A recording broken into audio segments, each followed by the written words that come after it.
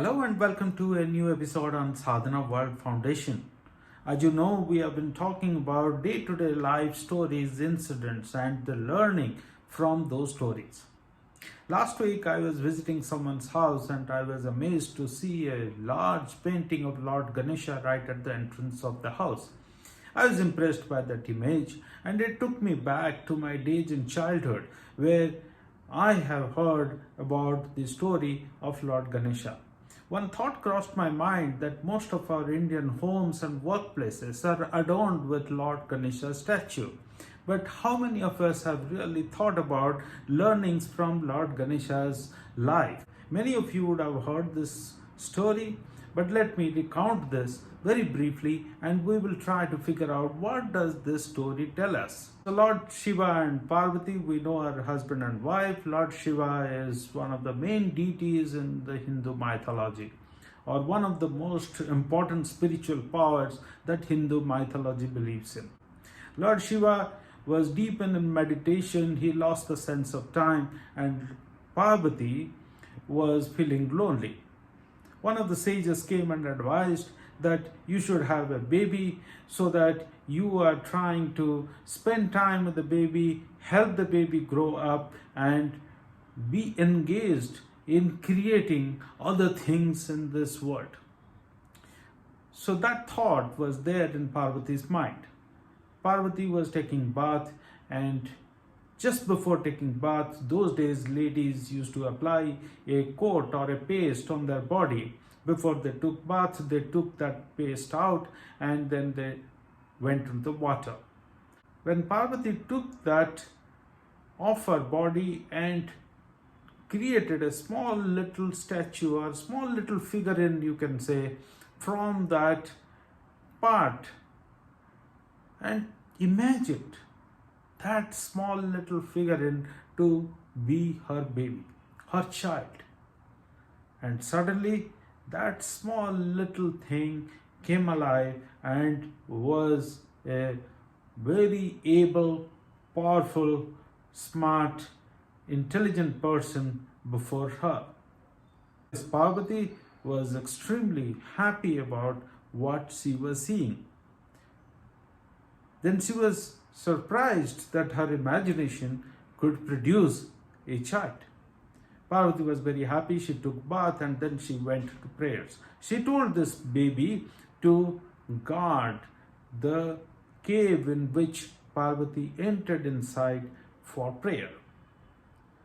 And this little boy was guarding that cave very dutifully. Lord Shiva had finished his meditation and he knows where Parvati is. He came right there to the cave. And this boy won't allow Lord Shiva to enter. Lord Shiva gets angry, says that I am her husband. I have to enter inside. Who you are? And this child says, my mother is inside. I don't know who you are. I cannot allow you to go inside. You have to wait here until my mother finishes her prayers. Lord Shiva got irritated, got angry, and this boy won't really let him in. So Lord Shiva, out of anger, took his trident and separated his head from his body. The boy was dead. Of course, the boy created a loud noise and Parvati came out and was surprised to see that her child was dead.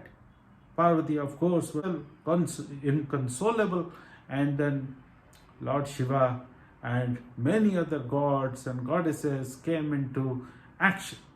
And then Parvati says that do whatever it takes. I want my child to be back in life.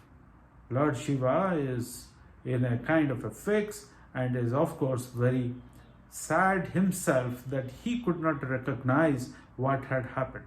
He had kind of lost a bit of sense of time in his meditative journey.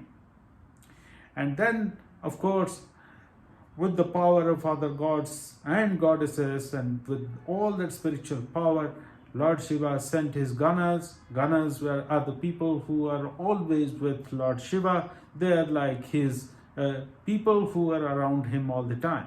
So he said, you go and find a life which is nearby and is lying towards the north direction, get that life being, and we will transplant that head to this baby's head and bring this baby into life.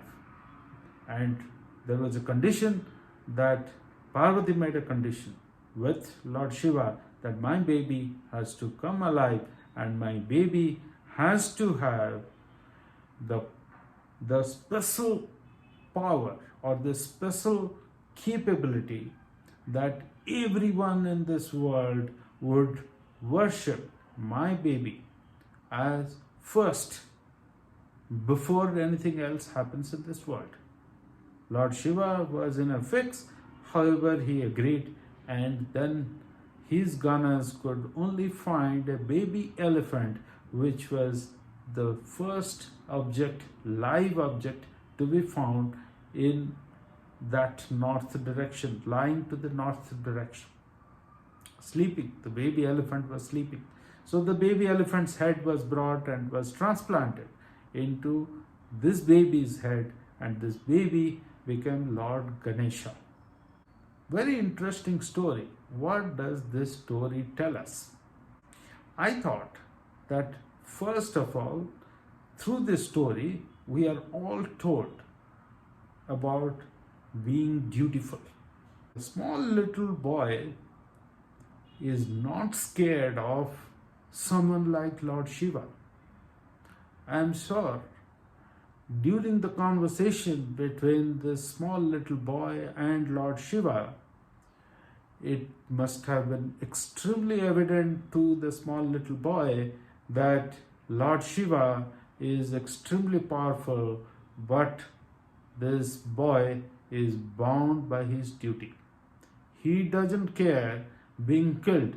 He is not scared of anything. He is fearless.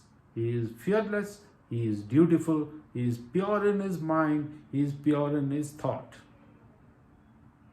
That's the first thing which this story teaches us. Secondly, I think there is a deep moral value embedded here. That's about diversity. That's about accepting imperfections. There are very few gods and goddesses around the world who are non-humans. Very few. Thirdly, it also teaches us that there will be many obstacles which will come on our way, and they will be solved. Lord Shiva was facing such a huge dilemma in his mind, in his head, that he has killed his own son. And he was being asked to accept two conditions: that the dead boy has to come alive, and this boy, after coming alive, has to become a god who will be worshipped before any other god is worshipped in Hindu religion. He had to accept this.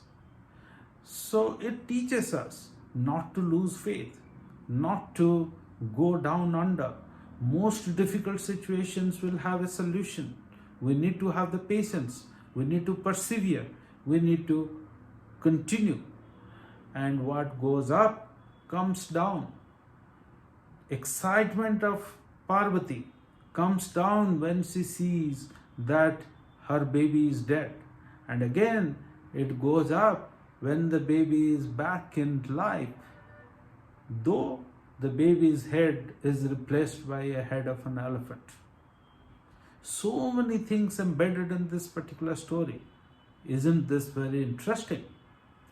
Being dutiful, being fearless, accepting imperfections, perseverance, and temporariness of this whole world. All five things are taught to us deeply in this particular episode.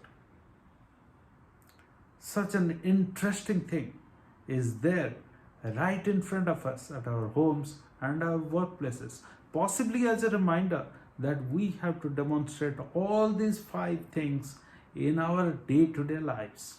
Ladies and gentlemen, my dear children, think about this and thanks for watching this. We look forward to our future conversations. Thank you very much.